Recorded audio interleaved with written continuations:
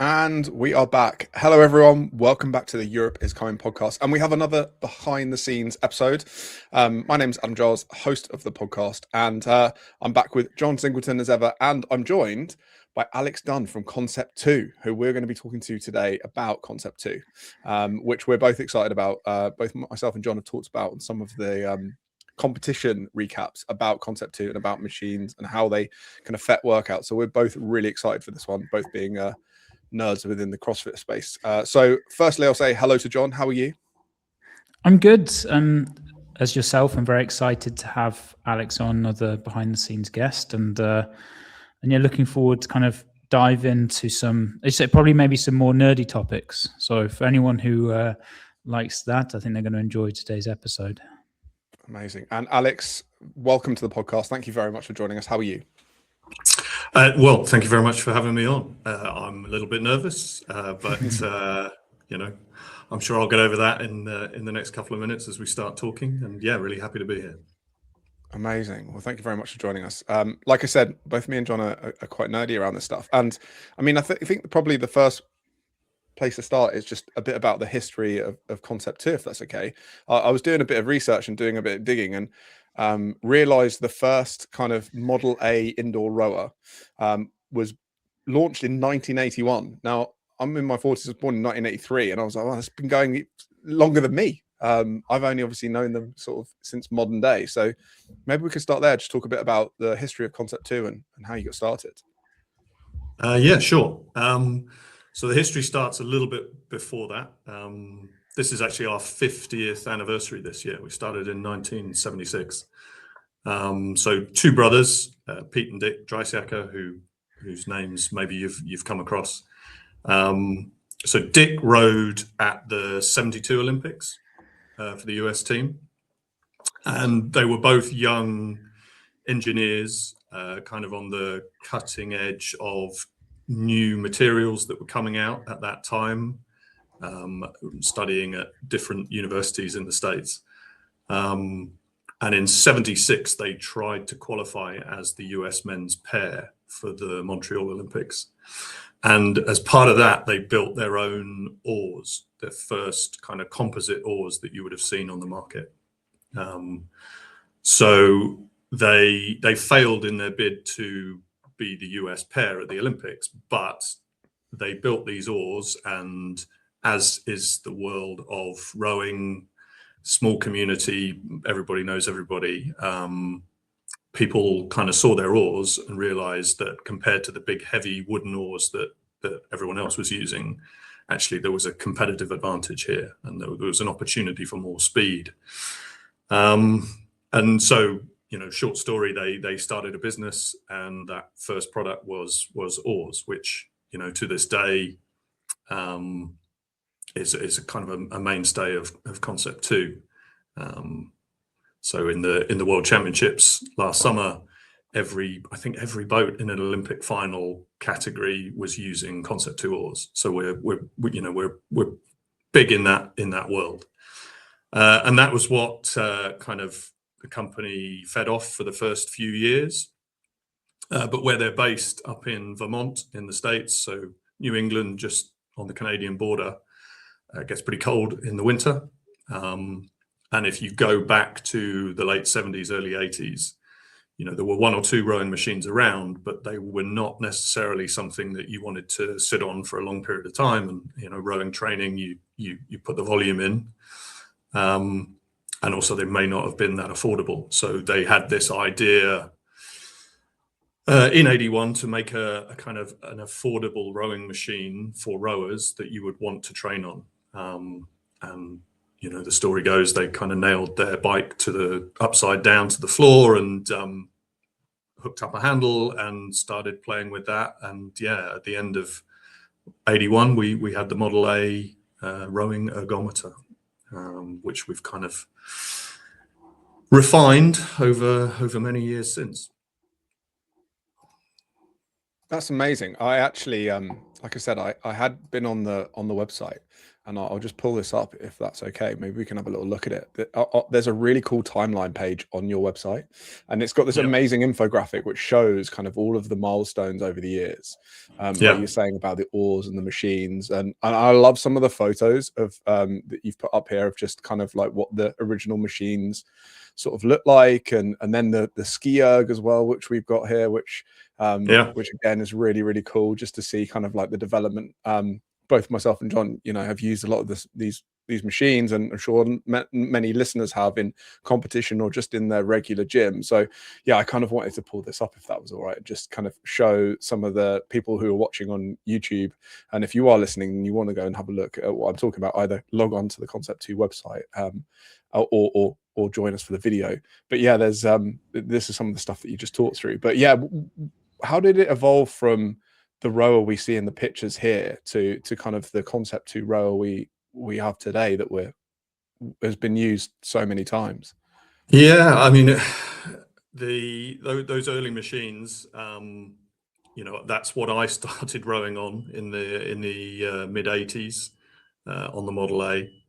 I think it's just there's a constant refinement that we have tried to do with the machines. That Model A with the open flywheel, you didn't want your cat to walk past that at the wrong time, or it was going to get chewed up. So there were some obvious needs to refine the product, make it safer. At that time, it was very much for rowers, and it was going into rowing clubs, and it was going into the odd rower's home for their personal training.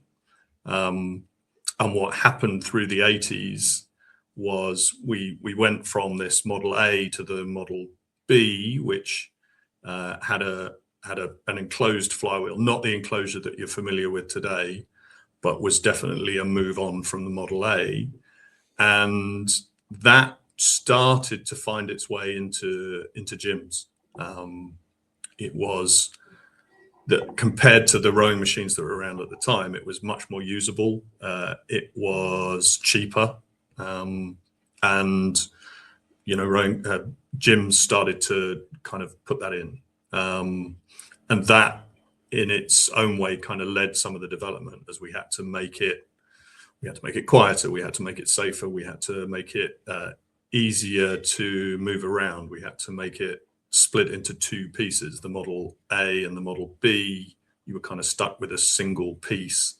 The Model C, by the time we came along with that, you could split the monorail off and put it in the cupboard under the stairs if you wanted to. And the monitoring, the data side of things was huge. As kind of competitive rowers, which a lot of us at the company were or are, that data was crucial. And right up even back in the 80s at national team level, if you were trying to get in a boat, if you were, that could be a school, a college, or all the way to the Olympics, the data coming out of the machine started to really matter, and it was the kind of one fair way to assess the engine size of the athletes involved. Obviously, there's a lot more to the sport in terms of technique and so on, but just physically comparing engines, that's kind of what became really crucial to the brand, that we had this repeatable data. So you could put anybody on a machine, and you could have machines in different parts of the world, and the numbers coming out meant exactly the same to everybody. I think that the data is definitely something we want to look at a bit later and go into that more in depth. One thing I found really interesting is that the oars story, because I think a lot of we're obviously from the CrossFit world, and now with the boom of High Rocks, which I think you were at the High Rocks last weekend in Manchester, you mentioned. Yeah. Up there, obviously I think everyone's kind of familiar with the ergs. But how much, is the rowing world, like with selling oars, is that still a very big part of Concept in terms of the oars that go out to rowers and the units that will be sold? So the oar market's really important to us. You know, our roots are very much in that rowing world. And from, you know, right back in 76, where you have a product that has a competitive advantage, but you're kind of selling it to your friends at that point, because the community is so tight. You know, we've always kept that link within that rowing world, and that's really, really important to us. So, you know, we work a lot on the development of the oars. We're trying to be at the cutting edge in that particular sport, and so that's really important to us. It doesn't have the same potential, just in terms of a business, that the rowing machines have, because we can only sell oars to people that row on the water, and ultimately we can sell rowing machines and BikeErgs and SkiErgs and StrengthErgs and everything else we make to that same community, plus so many other communities. So there's an understanding that, you know, the business scale comes elsewhere. And has Concept ever made, or Concept2 ever made, the boats as well, or is it just the oars? No, we've never made boats. We've never wanted to make boats. It's kind of a little bit of the philosophy of the company is, you know, we're not desperate to get into crowded marketplaces. And there are a lot of people that are making boats. You know, there was nobody making composite oars when we started, so we started doing that. There was nobody that made a kind of a rowing machine that was affordable and usable in the same way that we did. There was nobody making a SkiErg. You know, that's pretty much, you know, our product. So we're always trying to find a niche that we can develop rather than go into a crowded marketplace like the boat builder market. You mentioned the SkiErg then, and I had like a question sort of on the tip of my tongue as you were talking through the history. What was the motivation for the SkiErg? Because it's quite a departure from rowing, and for me, like just off the top of my head, I wouldn't necessarily combine the two things together. But is such a, I mean, I've spent so many hours on a SkiErg at this point, and you know, see them come up a lot in I coach kind of CrossFit and high rocks classes, and you know, they're pretty much used nearly in every class, or a lot of the times in classes and competitions that I'm involved in. So yeah, like such an important model for us in the fitness world. What birthed that? What was the inspiration behind it?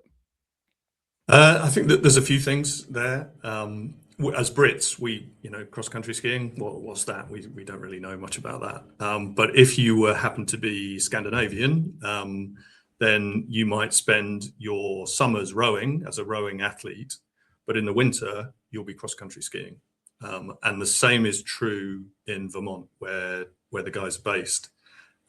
Everything freezes in the winter, so they do a lot of cross-training, which is cross-country skiing.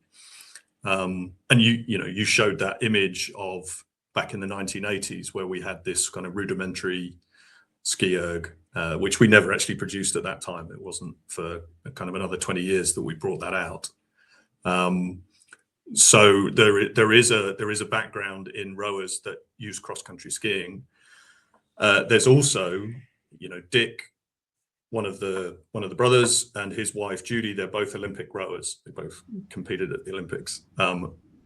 Their kids are Olympic biathletes. So the next generation of drysackers went to the Olympics as biathletes. So it was a kind of a nice fit for us that we could produce this product that was kind of true to Vermont, where we're based, true to having another niche, another sports-specific niche where we could fill a space that was really usable by those athletes at the top end of the sport. And as the fitness world has evolved, and whether it's CrossFit or whether it's high rocks or whether it's whatever it is, you know, people have recognized, when you look at, you know, physiology of sports, there are certain sports that always come out as these are the ones that are the toughest from a physiological perspective. And one of those is rowing, and another one is cross-country skiing. So it fit really nicely for us in a number of ways.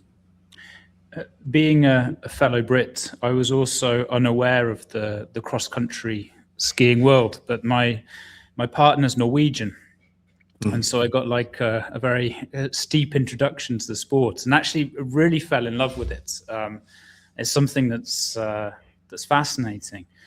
And this leads to like a question from myself is, when you choose, because obviously when you're rowing on water to rowing on the machine, it's a very different technique in the sense that you get the style of moving, let's say, because they also have you guys have there was a CrossFit event called Strength in Depth. I don't know if you remember, but we went, they actually had rowing on the water, and the athletes got to test it was near the Excel, there's a rowing center, and the athletes could go and test. There's like a pool basically with it's a rower, but it's on the water, but it's still static. I don't know what that's the extent of my technical term for that machine.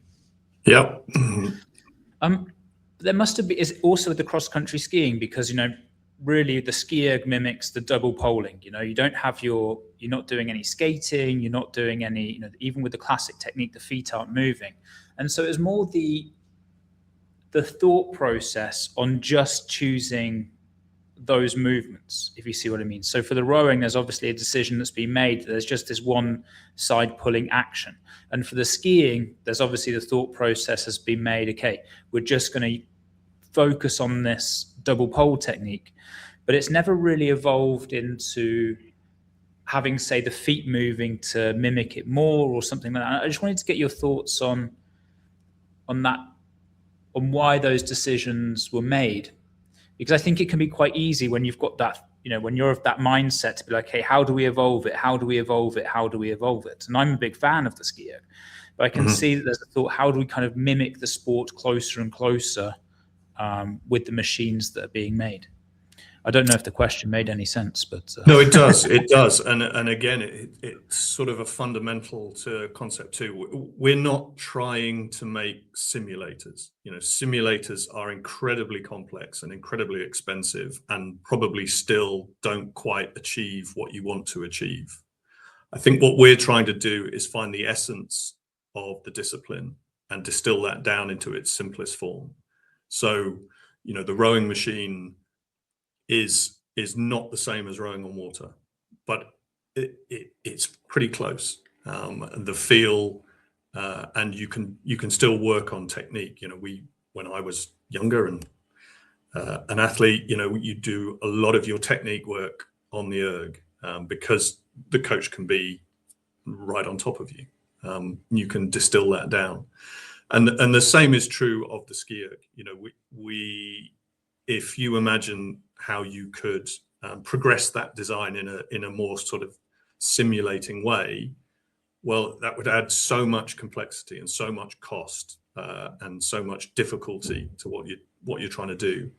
That's not really what we're trying to achieve. We're distilling it down to the essence, so that you can train your physiology in the way that is kind of beneficial to the sport, but you're not trying to completely simulate what that sport is.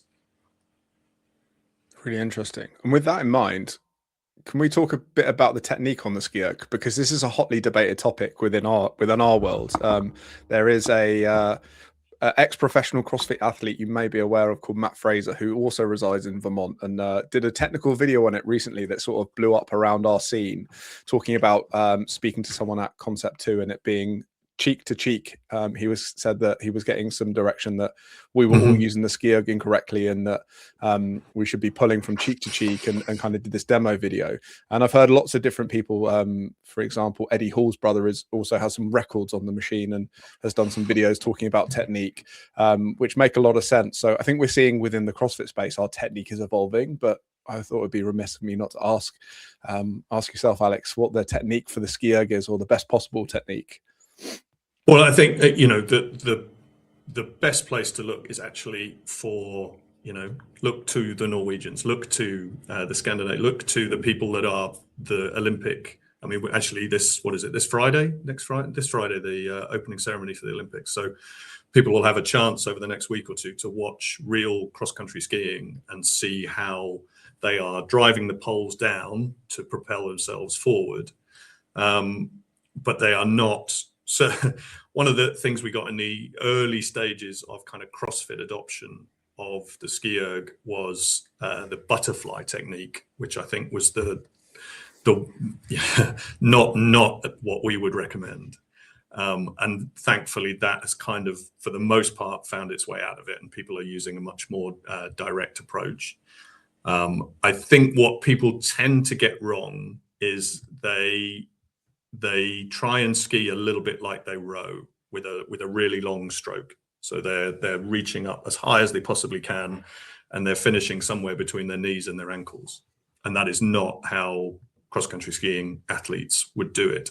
You know, whether it's the cheek to cheek or the hat to pockets or whatever we kind of reference, the motion the pull shouldn't be as long as a lot of people make it, and the cadence should be higher. You know, you should be, it's as much like the bike as it is like the rowing machine, where you're just trying to cycle stroke, stroke, stroke again and again and again without reaching certainly too low. People bend their legs too much. They use too much energy kind of getting down. And if you really want to see how to cross-country ski, watch the Olympics over the next couple of weeks, and go online and find some videos of real cross-country skiers either using the product or on the snow, and you'll kind of see that it's different. But yeah, if there's one thing that you notice, and having spent a week in Manchester last week with all these Hyrox athletes, and you're trying to get them to not go so low, because that doesn't benefit you particularly. Yeah, I actually have, sorry to jump in. I just got another thing I'm interested in. These are often selfish questions that that come through. Have you been impressed? Because obviously you've been involved. You know, you've been dealing with ergs for almost as long as anyone. Have you been impressed at the times from CrossFit athletes, and now more recently the times from Hyrox athletes? And I say that also on like the 1K, the speed that the Hyrox athletes are able, the splits they're able to maintain are just so impressive. And also with some of the world records that are being broken, like you know, there's obviously one of the Norwegian skiers holds the marathon world record on the SkiErg, and I think that they're holding like just sub 150 for the time, which is just mind blowing to me how athletes can hold that. But also, as Adam mentioned, with Eddie Hall's brother, I think it's James Hall, and a few of these kind of like CrossFit Hyrox. Are you impressed at the times that they're able to hold without necessarily having the rowing or the skiing background? Yeah. With that, I'm impressed by a lot of athletes out there, and that's kind of one of the beauties of our product is, you know, this recognition of the data being as secure as it is. You know that data is real, and what they're doing is unbelievable because you've tried it yourself. I remember, if we go back kind of 25 years. The classic test in rowing is 2,000 meters. You know, that's the Olympic distance, although not in LA, but never mind that. That's another debate. So 2,000 meters is the test, and it's a hideous test of kind of power endurance. And about 25 years ago, I think, was the first non-rower, the first non-on-the-water rower to kind of break that magic 6-minute barrier as a male athlete. And that was incredible, that kind of people without the rowing skill and without the rowing background necessarily, but with huge engines, were able to kind of compete alongside Olympic champion rowers in terms of power output. And yeah, I mean, you see it right across the fitness spectrum. These, whether it is a specialist cross-country skier or a specialist rower, and how I think what always impresses people from outside of those sports is not how fast they can go, but how long they can go for at that speed. You know, the ability to row fast. Actually, most people can produce quite a lot of power, especially if they've got, you know, if they've got a lot of mass, you can generate power. But that ability to sit at a level, you know, with your hand in the fire for an hour or 2 hours is what really blows people away. And that's, you know, that cuts across sport, it cuts across fitness, and it's just a great way that we can compare different athletes from different backgrounds. And yeah, I'm hugely impressed by what people can do. Adam, when I get your, when I get your okay, I'm going to start jumping into the data side of things. But yeah, for sure. Let's do that. But before we do, you mentioned the BikeErg a few times, and in my brain, I was like, oh, that came out recently, but actually, it came out in 2017, which I can't believe time flies so quickly. But it feels like it's still recent in my mind, but it's obviously been here for coming up to a decade now. And similarly to the StrengthErg, I was kind of interested to understand what the decision, why a BikeErg. I mean, to be honest, it's weird. It's your most popular piece of equipment for warming up. If you say someone, you get to pick your machine that you get to warm up on, everyone's sat on a BikeErg. No one's going anywhere near a StrengthErg, and the odd person chooses a rower. So just, I don't know if you're tracking that metric, but just wanted to put some anecdotal information in there. But yeah, why did the BikeErg come about? And again, just kind of understanding a bit more about that piece of kit. Yeah, I think partly that's because people can still be on their phone while they're on the BikeErg and they're just in warm-up mode. But yeah, actually, I mean, the BikeErg was a real departure for us because, you know, that idea of we will not go into a crowded marketplace. And obviously there are so many bikes out there. And, you know, for decades, people had asked us to make a bike and we had said, no, that's not what we're about. And we really didn't want to do it. And actually was sort of influenced by the CrossFit world. You know, there was another bike in the CrossFit world that was popular in boxes that maybe didn't have the greatest reputation in terms of durability. And so we had, you know, pretty much day in, day out, week in, week out, we had box owners call us up saying, will you please make us a bike? Because we you know, and they wanted something where you could use your arms as well. So, you know, we eventually kind of started prototyping, and actually what we wanted to be was more sport specific again. You know, we make a rowing machine, we make a StrengthErg, and we wanted to make a straight bike. So we tried to do that in a very Concept2 way.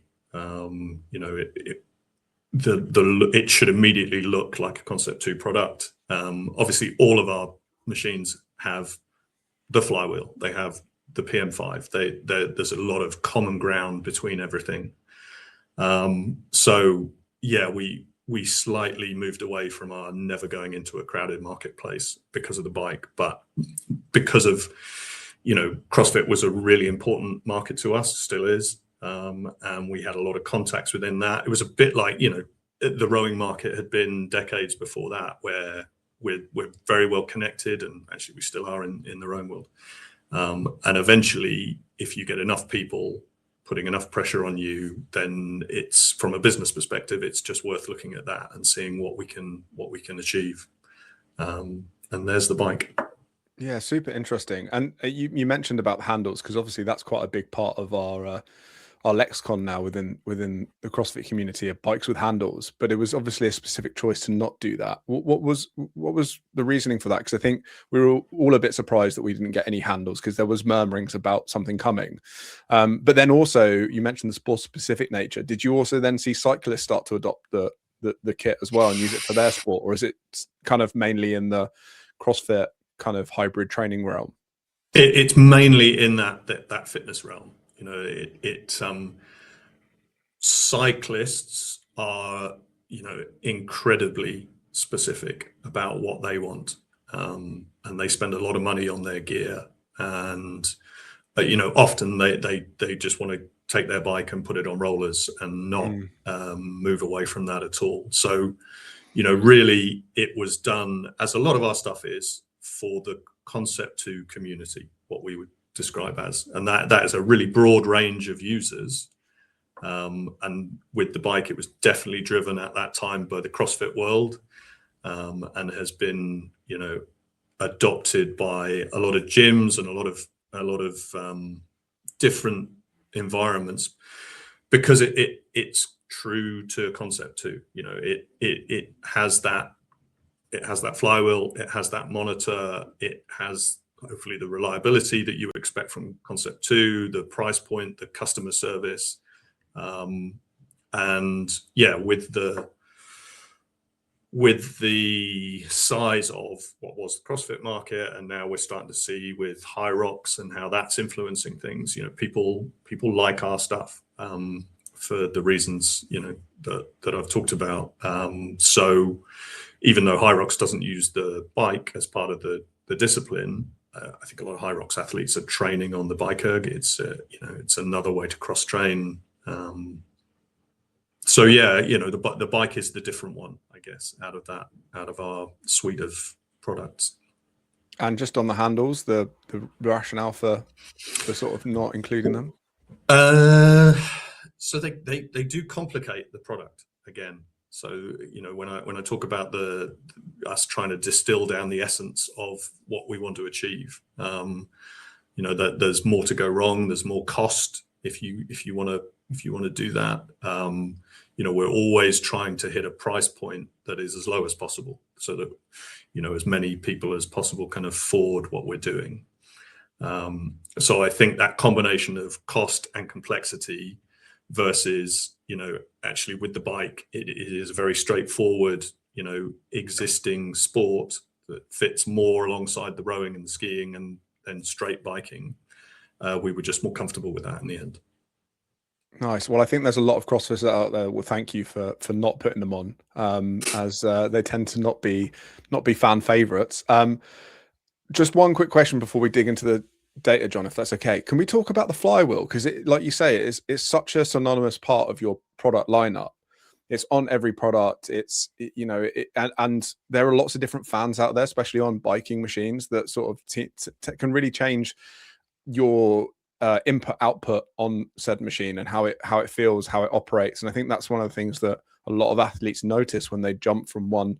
You know, there's more rowing machines coming out now, there's more bikes and as well, so we're starting to get a bit of differentiation at competitions, for instance. What makes your flywheel kind of your flywheel, and if there is any particular design thoughts that have gone into that we maybe don't know about? Yeah, I mean, I think if you look back, you know, when we had the Model A, that open bike flywheel with what initially, you know, little bits of plastic creating the resistance. Then the Model B had a very different flywheel, and then we got to the C, and effectively from the C onwards. So since the early 90s, every flywheel on a rowing machine has been the same. So we have a molded fan within there that, yeah, there was a lot of work that went into that at the time. That's a bit before my time. I joined in the late 90s. But yeah, a lot of development went into that, into the feel. And so that fan attached to a plate that gives you just the right amount of mass, yeah, is kind of crucial to the Concept2 experience. And the repeatability of those fans, flywheels over the years has been fundamental to the scores that are generated, and the mathematics that we do to calculate the power that somebody is producing. Nice. And this feels like a real nice segue into the data chat for John. Yeah, just to give some context to this, especially from the sports side of things, and you've mentioned this a few times, Alex, about how important the data was to you guys in order to be able to track performance in a good way. And I think in these emerging sports, originally in CrossFit and now within High Rocks, I think one of the biggest issues, one of the issues within the sport is consistency along lanes. And so obviously, if if the test is not the same for each athlete, it leads to things being unfair based. There's a kind of a luck of the draw depending on where you are. And I think a lot of people understand that when it comes to weights. So obviously, if an athlete has to lift 10% more than another athlete, people would see that as a discrepancy. You know, the dumbbell being heavier, like one person has 20 kilos, one person has 22, one person has 18. it obviously makes things very unfair. But what we also start to see, and I think Hyrox has highlighted this, that if there's discrepancy amongst lanes, for example, in the sled push or the sled pull, it leads to vastly different times, because the performance of the athletes is dictated by very small percentages. And when they face an obstacle such as a heavier lane, things become harder. And some of the audience will know, but there's you just have to put into our YouTube about lane 8. And this came from one of the CrossFit semi-finals. And one year, I believe the runners were used they were assault runners. And they were used 3 times in the competition. They had like a long run, 2 shorter runs. And what you could see during the competition was, irrespective of athlete level, there was particularly one lane, it became lane 8, that was noticeably slower than the other lanes. And this started like a whole deep dive look into the runners, and we proved statistically that, okay, actually there was a noticeable discrepancy between the runners in the lanes. And I went down a bit of a rabbit hole, starting to investigate all of this and how it works and how machines get built. And it led to like lots of conversations with some of the companies, particularly Woodway. And we were speaking with Woodway about their treadmills. And I was lucky enough to speak to some people within the company. And Woodway recently brought out like a cheaper machine, because what they would find is that there's Assault Runner. There's lots of different companies now producing these Assault Runners for like 2,000 to 3,000 euros, whatever the price point is. And Woodway also brought this machine out, and they did a collaboration with RowErg. And what they were saying with the cheaper machines, they would in essence accept like a 10% discrepancy between machines. That was kind of like their acceptance of what a good level was. And obviously, 10% is humongous when you start putting it in the sports world and for these elite athletes.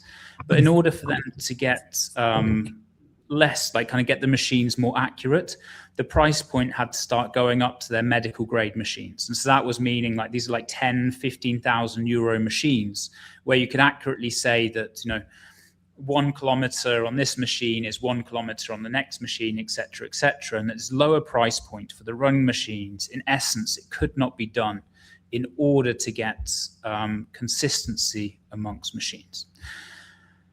And going down this whole rabbit hole and experience and speaking to lots of different people, my appreciation for Concept got like higher and higher and higher, starting to understand, one, at such a cheap price point for the machine, how incredibly accurate they are between each machine. And I think it's I think it's hard to emphasize just how difficult that must be to do. And this is where one of the conversations I was having with Oscar about the process that you guys go into to make sure that you can get the calibration right between machines. And I think it'd be really interesting for people to be able to hear about that. Yeah, I again, it's kind of fundamental to our brand that is what you get when you buy a Concept2 product, that you're going to get this repeatable data, so that it doesn't matter whether you get on a machine in London or a machine in Paris or a machine in New York and it's a week old, a year old, or a decade old, you're going to get the same data. And I think, the simple way I would think about it, if I'm doing a 2,000 meter test and I can do 6 minutes 30.0 for my 2,000 meters, although those days are long gone, then if you lined up 10 machines, that I would get 6 minutes 30.0 on every single one of those machines, given the necessary recovery, and that from a sporting context, they are fair, they are repeatable, and that's fundamental to us. So, we effectively have a golden flywheel that everything is measured against, that we've had from the very beginning, and every machine we ever make, we put through a batch of testing, so that the flywheel that you are getting is identical to every other flywheel out there. So that the moment of inertial weight, that everything is the same, and that is the core of the Concept2 experience. And then how we calculate your power, how we calculate your speed, what you're doing, because there are two phases to rowing or to skiing, where you are driving the flywheel and then you are recovering. And so what's key is on that recovery, the speed of the flywheel is decaying under nothing other than air resistance. And so we measure it every stroke, and that where we calculate what we call the drag factor. And that drag factor then is pushed into the computations to figure out how fast you are going. So it's that recalibration every stroke with an identical flywheel on every machine that allows us to have accurate, repeatable data. So every flywheel that goes out will then be, so every flywheel of every concept machine has been compared to this golden flywheel that allows that calibration to happen. Yes. Yeah. So we have our mechanisms to test everything, and that's sometimes let's say something goes wrong with somebody's flywheel, and they just want to put a new bearing in, or they want to change something, and actually we won't let them do that, because by doing that they might imbalance the flywheel, they might have a slightly different feel to that. So we sell that as a unit that you have to replace if something goes wrong. I mean, most people don't have the ability to refit a bearing anyway. You need a press for that, but it wouldn't be what we would determine as appropriate for them to do that, because you then get a potentially different experience. So it's really important that we maintain that sense of consistency. And I think not a lot of people know about this, or it's kind of common knowledge to some and not others. But could you explain a little, because a lot of people just adjust the damper and think that's going to affect the machine, but not a lot of people really understand the drag factor and how that influences the machine. Yeah, so there's two things. There is what we call the damper, so the lever on the side that you can basically change from 1 to 10. And then there is the calculation that the performance monitor is making, which is the drag. And the way that, say, the rowing machine works, you are sucking air in through the side of the flywheel housing and then expelling it through the mesh. So it's coming in and going through the mesh. Now, if we take 100 brand new machines straight out of the box and you put them all exactly in the same point on 5, then you would expect to get almost exactly the same drag. And the reason you won't is probably because you haven't quite got the damper in exactly the same place. But if a year later, one of those flywheels has been in a very clean environment for the year, or has been regularly maintained, and you've vacuumed out the dust that's collected in there, because as air comes in and gets expelled, there's going to be dust within that. And so you can have a horrible situation in a gym where nobody's maintaining the machines, and you just get a buildup of dust, and that changes how much drag you get for a given damper position. So when I'm training on the rowing machine, I know that for a long row, I will set the damper on 100, I will set the drag on 120. That's what works for me. It'd be completely different for different people. But 120 is 120 is 120. But on one machine, that might be 3.5. On a machine that's full of dust, that might be 8.5 on the damper. So the damper works as long as the machines are really nicely maintained and the flywheel housing isn't full of dust. But the drag is always what we use, what the monitor is using to calculate, and what the athlete can effectively feel. And I think it's such a useful tip for people to look at the drag factor rather than just the damper, like you say, to get that consistency across. And one question I have is, because obviously with the success of Concept, I mean, the boom must have been crazy to see, first with CrossFit and then all of a sudden with High Rocks. Like, it's like like a fitness industry. Amazing to see how much growth there's been as well, especially from what we've seen. But that also came with a lot of brands then trying to replicate the success of Concept. And I've tried a lot of different ski ergs and a lot of different rowers, and they're just really not good. Like, it's not only obviously you get used to the feel of a Concept machine, so I'm sure that biases the opinion on the feel. But the big thing is the discrepancy, not only like amongst different machines, but often with the same machine. Like one day you can go to it and it puts out this number, and the next day you go to it, puts out a different one. But why do you think so many companies have struggled to compete with Concept in that way? Like bring out like a decent rower or a decent ski erg?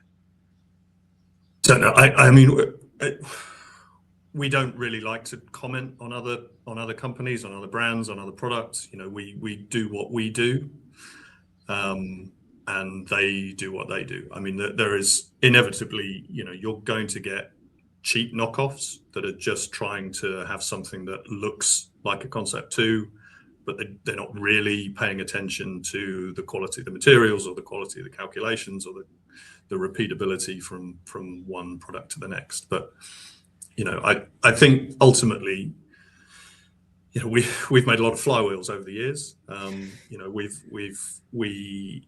Although we have a product range now, for a long time we made oars and we made a rowing machine, and now we have a rowing machine, a ski erg, a BikeErg, and a StrengthErg. But the monitoring is consistent. The flywheels are consistent. As many components as we can make are the same across all our products, because that means we have economies of scale, we have less parts to maintain, and so forth. So we're very focused on just having a very tight range. And if other brands that have hundreds of different products want to bring out a copy, then they're never going to put the same amount of care and attention into it as we are. So yeah, we do what we do. Other people do what they do. Hopefully, consumers realize that a Concept2 investment is something that will last, and that we will back it up with the best customer service as well and technical support, because that's really fundamental to our brand as well.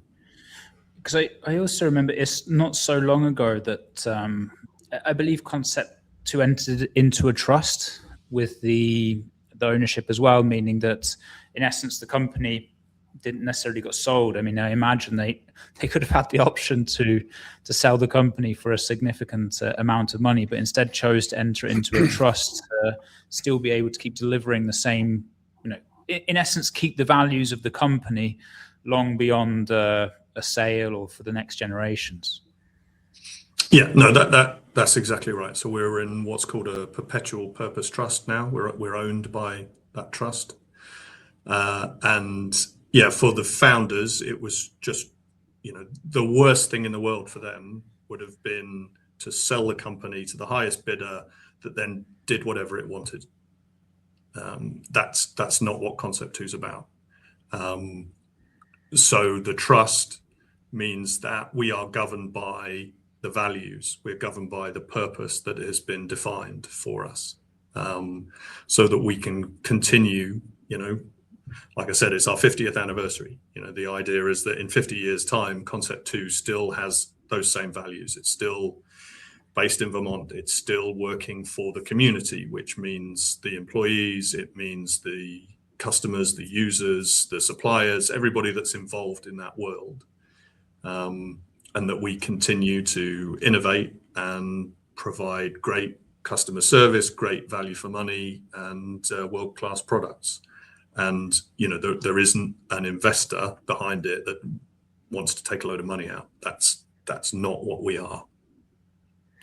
Yeah, I mean, it's just great to see a brand kind of living up to its values long beyond that, especially in this world where things seem to go through quickly and get, I think it's really nice to read that story as well. Yeah, Adam, and I think we're all really proud of that. That as I said, the worst thing in the world for the founders would have been it going into hands that they couldn't control, and they're not looking to cash in on the final part of their journey with Concept2 after 50 years. What will make them happy, I guess, is just knowing that Concept2 will continue to operate in the same way going forward, and that's what we're all about, and we are really proud of that.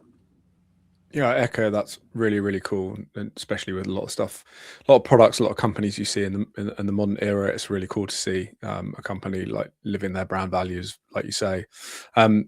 Just on the 50-year anniversary, is there anything big planned this year to celebrate? Have you got kind of anything that you can share with us? I'm sure there's some secret stuff that we maybe can't discuss, but yeah, what's planned for the 50-year anniversary?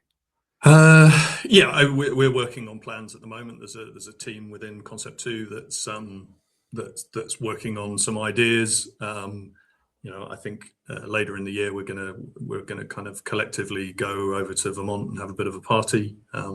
So our headquarters is in Vermont. Our US operation is there. We then have sort of subsidiaries. So the UK that I work in is a subsidiary. Oscar, you met in the Benelux, that's a subsidiary. We have a number of subsidiaries around the world, and then we have a number of preferred resellers that we've worked with for many decades. People going back to the 1980s in other countries. So again, that's part of this Concept2 community that we started in the rowing world where everybody knows everybody anyway, and then we've developed into the fitness sphere and the CrossFit world and the High Rocks world, and as the fitness industry evolves over the years, when you go from one kind of competition to the next, or one movement to the next, hopefully we've always been relevant to that. That our products they are present in the market to the point where you can use them across a wide group of people, and you have a sense that the data that's coming out can allow you to compare different people. So we're always in there, but yeah, we've got some ideas, but I can't talk too much about anything that might be coming further down the line. But we're always, as Concept2, we're always playing with ideas. We're always what could come next, what can we tinker with, and see if there's something coming. But mostly we're just going to have a nice party. Nice. And could I just ask, just on the product development side of things, because I've worked a bit in the product side of things, product management and things like that, and a lot of companies sort of constantly trying to develop and iterate and build products and go on yearly cycles a lot of the time these days. Concept2 obviously take their time in the sense that been going for 50 years and have kind of the suite of products that we've talked about. We haven't really touched on the StrengthErg too much, but not a huge arsenal products, but very, like we've talked about, the quality and the affordability being really gold standard in the market. What is the product development like behind the scenes? How do you kind of come up with when you're working on products, or you constantly working on stuff that you don't share with us? And like, I know you probably can't tell us loads of stuff, like I say, with new stuff, but how's the product? What do you do once you've launched it with the RowErg, for instance? Are you still kind of testing it now and being like, how can we improve on this? Or you feel like that box is checked? I'm intrigued a little bit. No, we would never feel like the box is checked. I think a RowErg now might look exactly the same as it did 10 years ago, but within that there will be dozens of components that have been improved, that have been changed. We don't necessarily do that. You've got to get the 2026 rowing machine, because it's this idea of refinement and improving things. And going from the A to the B was obvious. B to the C was obvious. C to the D again, there were a lot of changes in that, including the monitoring and different elements. So sometimes it's appropriate that you have a new generation. We had the StrengthErg 1, the grey straight up and down StrengthErg, which not many people probably even remember. And we did that for a few years, and there were limitations with that product. There were weaknesses that we tried to address with the StrengthErg 2, with the V-shaped black machine that everybody's familiar with. So sometimes it is worth a kind of next generation, but often what we're doing is just 1% improvement every year on that product. And something like the rowing machine that has been around for so long, we have refined to the nth degree. So that doesn't mean that we don't think we can get it better, but it means that we're not looking to kind of come out with the next model of the rowing machine in 6 months' time, because then we'll get a sales bump. That again, that's not our culture. That's not what we're trying to do.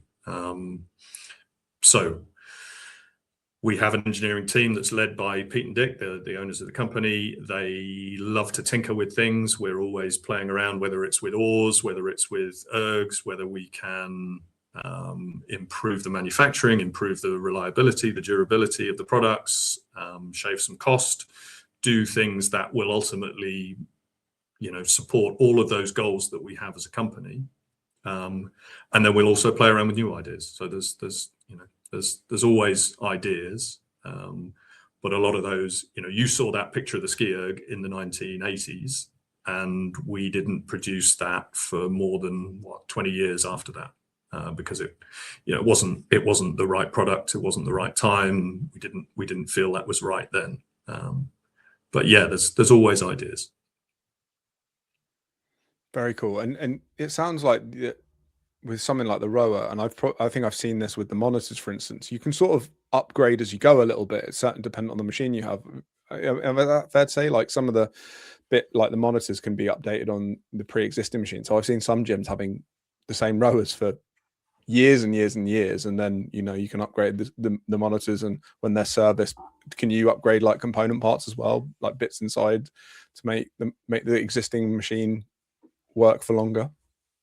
Yeah. I mean, again, that's part of the Concept2 experience. In the warehouse here in the UK, we have parts for the current machines. We have parts for StrengthErg 1. We have parts for Model B rowing machines. If you have had something, I was a young rower in the 1980s, and to support me, my parents bought a Model B rowing machine, and that rowing machine is still at my parents' house now. No way. And if we need to replace something on it, we can get the parts. I mean, typically you're looking at seat rollers or something like that, but and if you want to put a PM5, our latest monitor, on a rowing machine that you bought 30 years ago, then you can do that. So yeah, again, it's kind of, we don't like this idea of obsolescence, of kind of, that's its useful lifetime over. We want you to buy a product that you can use for the rest of your life. That's amazing life cycle management, because a lot of, like I said, a lot of modern companies, especially now, we seem to have this kind of like, even like you look at cars, for instance, vehicles, right? Like you constantly encouraged to get 2 years later, 3 years later, lease or buy a new car, and we've got some massive wastage on something like that. And it's really cool to see a company where you're servicing products from decades ago and able to still buy parts and keep them going, because there's not a lot of hardware in many different industries that's possible. So I wasn't aware that you could still buy parts for machines quite so far back as you mentioned. I just think it's really cool, really cool. Yeah. Alex, I have some also interesting questions on some of the machines. It's kind of like a cheat code question, and you'll see this at some competitions, be it, I don't know if you ever saw on some of the CrossFit games with the StrengthErg or on the BikeErg, some people play, well, on the the BikeErg, they tend to play about with the damper. So set it up at a high damper, get things going, then all of a sudden drop it down in order to get a jump. And I don't know, I imagine these things are hard to work around, but like, does each of the machine have a bit of a cheat code to start? Like for the, as I mentioned, kind of this damper trick with the bike in order to gain kind of like a higher split to start with. I mean, it's interesting. You get enough product out there and enough devious people trying to come up with ways to game the scores, and eventually they will find little niches, little nooks and crannies. And then what we do is release a new firmware basically for the monitors to, Okay. we will find what they have found, we will analyze it, and we will come up with a way to stop them from doing it. So there have been little bits and pieces over the years.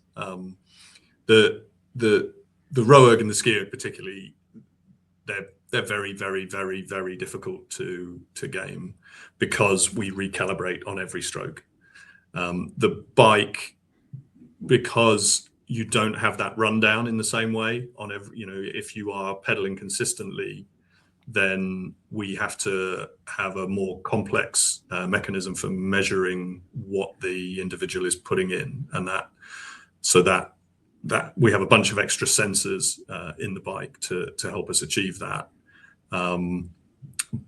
But if you play around enough, you can interfere with the flow of air, and you can try and game it. But typically, anything we've seen over the years, any kind of weird low stroke rate, or move the down, or whatever it is, if they can do it, then we'll figure out how to do it, and then we'll figure out how to stop them doing it. Is kind of the approach.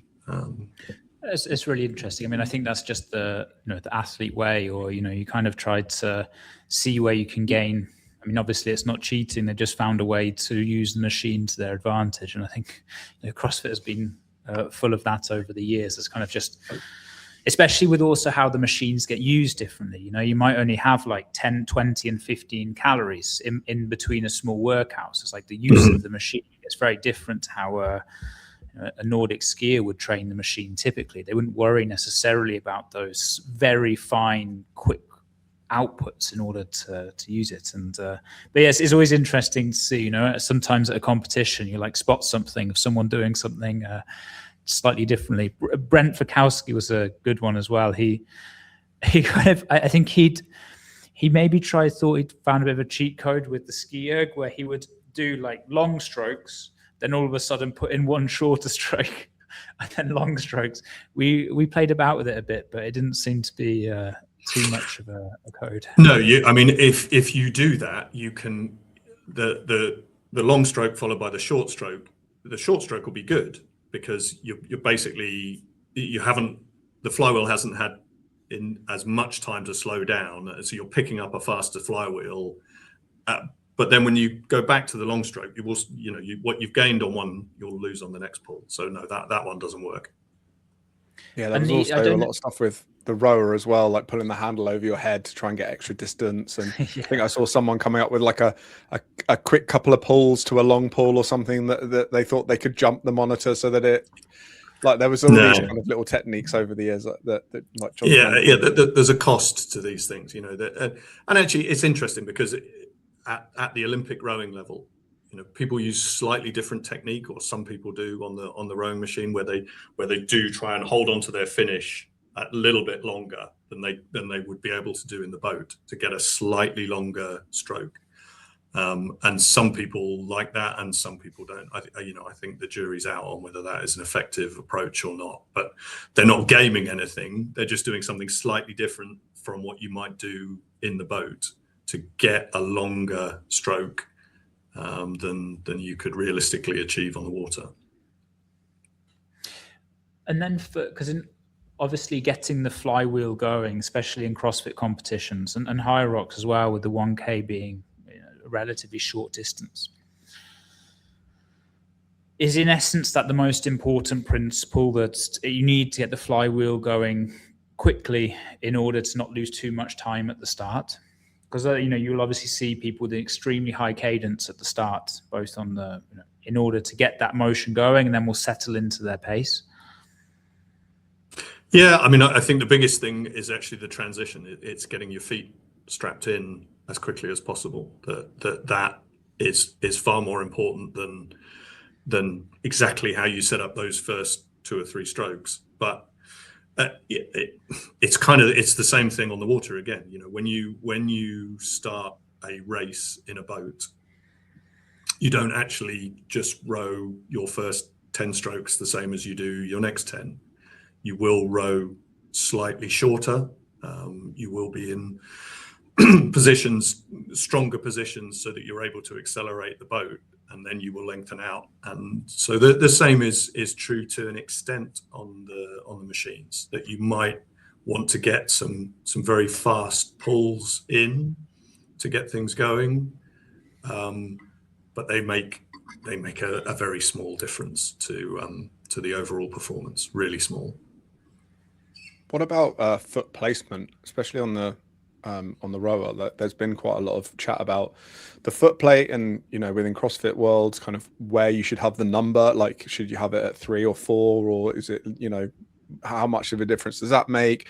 A lot of people I've seen talk about, you know, lifting toes and how tight you have the straps. Obviously, a lot of us for competition tend to have the straps quite loose so that we can get in and out the machine very quickly.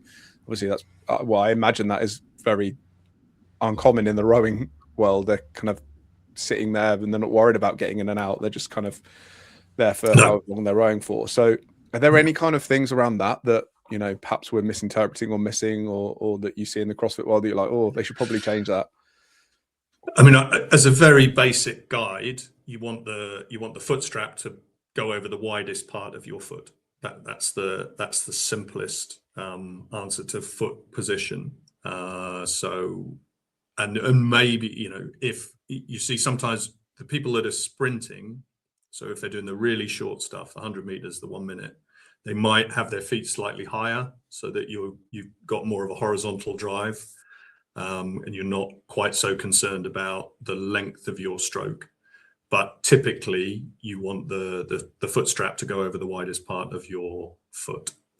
And then in terms of the damper setting and the drag ultimately, but let's assume it's a new machine, you know, so if I'm doing a long piece, a standard piece, and most of my pieces, you know, will you know, I'm trying to get a good cardiovascular workout, so they're all pretty similar. You know, I might have the damper set to about 4 on a new machine, to get my 120 drag.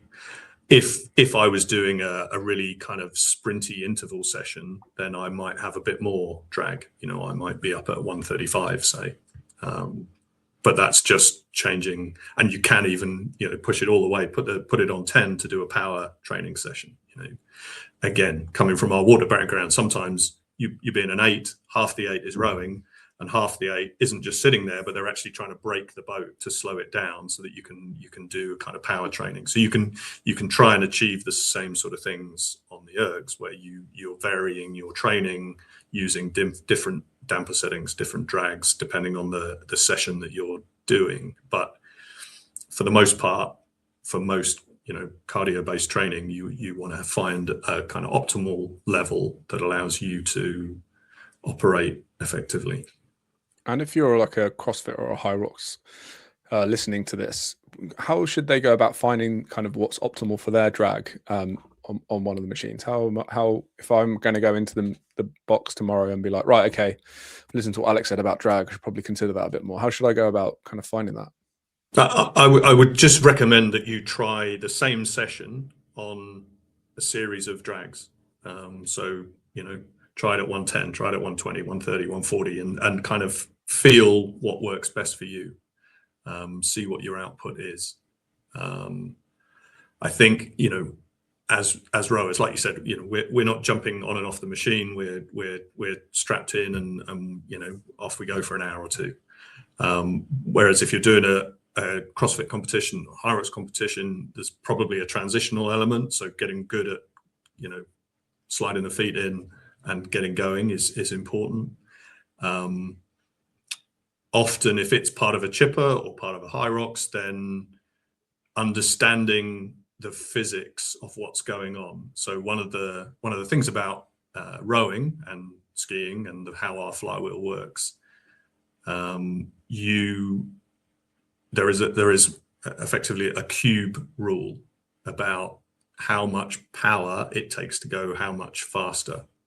So if I want to accelerate the boat, if I want to accelerate the flywheel, if I want to go twice as fast, that doesn't take twice as much power. That takes a lot more power. That might take 8 times as much power to go twice as fast, because the faster I'm going, the harder it is to accelerate. So from a physiology perspective, understanding within, say, a high rocks competition, in this discipline, if I try twice as hard, I'm going to go twice as fast. Whereas in this one, if I try twice as hard, I'm only going to get a little gain. Then actually maybe I'm better off rowing and skiing slightly within myself and saving myself for some of the other elements within the competition. So it's understanding, how much bang are you getting for your buck on the different elements of a competition, and then strategizing accordingly. Yeah, fascinating. It is funny. You I've kind of done that before. Ended myself on an erg, and then someone next to me has not ended themselves on an erg, but has stayed relatively close to me. And I was like, well, that's disappointing. And then Yeah, they're crawling through the next part of the workout, and they feel fairly fresh. Yeah, no, I mean, if all you're doing is the erg, or it's the last part, then yeah, absolutely empty the tanks. But if the ski erg is the first element of a high rocks, and particularly for people that are relatively new, as a lot of people are, they're doing their first or their second high rocks, I would definitely say you want to ski within yourself, not push that last little split to shave 2, 3, 5 seconds off your ski erg time and then suffer for it later. You want to conserve a little bit of energy on that. Yeah, great advice. Is there any other things that you see within high rocks and CrossFit, like any other kind of things that you'd be like, do you know what, they probably get a bit more out of their efforts if they did these things? I appreciate that might not be, and we've covered quite a lot, but I just no. I mean, it's a good question. We if you think back to when we did that marathon at the High Rocks Games, if you remember that, quite a few years ago now, and then obviously you get to see all those incredible athletes on the machine for a couple of hours, and I think the mindset of it's a bit like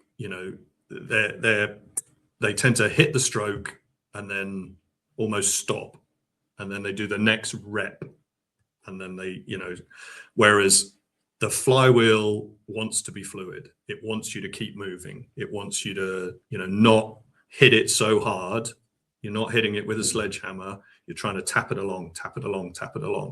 So sometimes you will see people who are trying really hard and maybe not doing it in the most effective way. So the more fluid you can be on our products, the better, would be my advice. Just keep the handle moving, keep the handles moving, however you're doing it. That idea of, on the ski erg, it's not massive pulls. It's a cycle. Keep going, and the same is true on the rowing machine. Yeah, nice. John, have you got any other questions for Alex before we start to draw this to a close? No, I think it's also really good advice. I mean, that's one of the fascinating things about the ergs that you get to see within CrossFit, within high rocks, is it's finding that balance of not sending yourself too much, but if you still need to keep up with the crowd. And so it's always an interesting game of how you play that. I mean, it's I think from my side, it's just they're just awesome machines, and my appreciation has only grown for machines over the years, just because of that consistency, and we use the machines hard. Like, we use them at competitions, we put them through their paces, and the consistency is just incredible. Like, and so I think it's just a really impressive product. And as to Adam's point, the fact that the company's not tried to do 1,001 things, but they've just concentrated on doing what they do well, has has been really nice to see, and I think a value that that we appreciate. Yeah, absolutely. Yeah. I mean, I think that's right. We try and focus on certain aspects of business that we think we're good at. We do the hardware. We don't. There's a lot of things people will say to us. Oh, why don't you do that? Why don't you do that? It might be a different product, or it might be the entertainment on the product. And ultimately, that's a whole other world that we are not geared up for, and we don't particularly want to try and corner that market. So we have a way of operating that is hopefully pretty straightforward. We have products that people can rely on, and we back it up with customer service, and the rest is up to the customer. Yeah, very cool, Alex, and thank you so much for joining us. I hope people listening found that really interesting, as I did. And just to kind of echo what John said, already had kind of very fond thoughts towards Concept2 as a brand and as a set of products, but just doing a bit of researching, but also speaking to you today, it's just reinforced that. And I've used the products for well over, I don't know, 2 decades myself in gym environments and training environments, and then competitions. And most of the time when I do see a machine fail, it's user error, probably on a StrengthErg where the handles are being pulled incorrectly by someone trying to go very, get some of those marginal gains we've been talking about incorrectly, and maybe a handle goes. But other than that, they're like faultless. And in the gym setting, I don't think I've seen any fail apart from batteries dying and having to go and replace them. So just just to echo kind of what John said, just unreal products, and it's really been a pleasure to talk to you today. John, do you have anything else you want to say before we close the podcast down? No, I just think, I know this is not live, but if people want to drop any comments in the below, and then we can try and relay them to Alex to answer those questions if anything, they have anything specific. Yeah, I'll be more than happy to answer any questions that come through. It'd probably be most people looking for cheat codes. So, well, good luck with that. Yeah. Oh well, Alex. Sorry, go on. No, I was just going to say thank you for having me on. It's been really nice to talk. I'm much less nervous than I was at the beginning. It's been an absolute pleasure, and we've both really enjoyed it, I know. And hopefully we can maybe get you on in the future if we do get some questions, and maybe we can do them on another podcast and talk about it. And I'm also keen to see what happens this year with the 50th anniversary. So good luck with that. I hope the 50th anniversary goes really well, and look forward to any new products that you have coming out soon. Yeah, no, my pleasure. Be happy to come back on anytime. Thank you. Awesome. Well, thank you very much, everyone, for listening. That's been our behind the scenes episode with Alex Dunne from Concept2. We'll have our weekly update episode as normal next week. Please do email in, drop comments, like, subscribe, and share. And we'll speak to you on the next one. Thank you very much, John. Thank you very much, Alex. And we'll speak to you next week, team.